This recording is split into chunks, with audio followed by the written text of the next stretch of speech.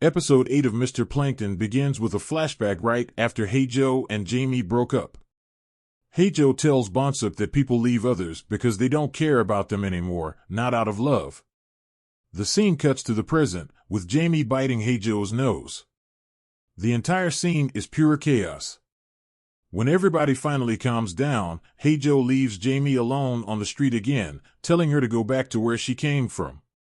She's heartbroken, and Heijo returns and weeps with Bonsuk by his side, confessing that he abandoned Jamie again. This time, he admits that people can let go of others not out of boredom or disinterest, but out of love too.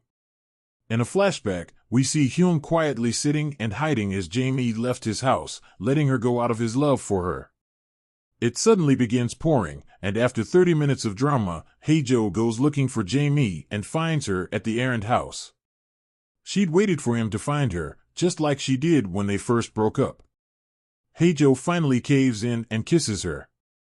The couple finally reconciles as Jamie reveals that she'd found their couple rings that Heijo had kept inside his fish tank. In another flashback, we learn that Jamie did not know her real birthday, so she celebrated her birthday on a random day every month.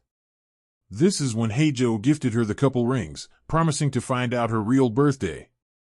All this happens in the backdrop of Hyung being a complete mess after Jamie leaves him. Meanwhile, Ji-ho sets Heijo up with his half-sister, who turns out to be the girl who'd put in a request to find her brother. Heijo learns that her parents are getting a divorce, and her father isn't very interested in her. But she still loves him for giving her life. She leaves Heijo with the idea that being alive is fun.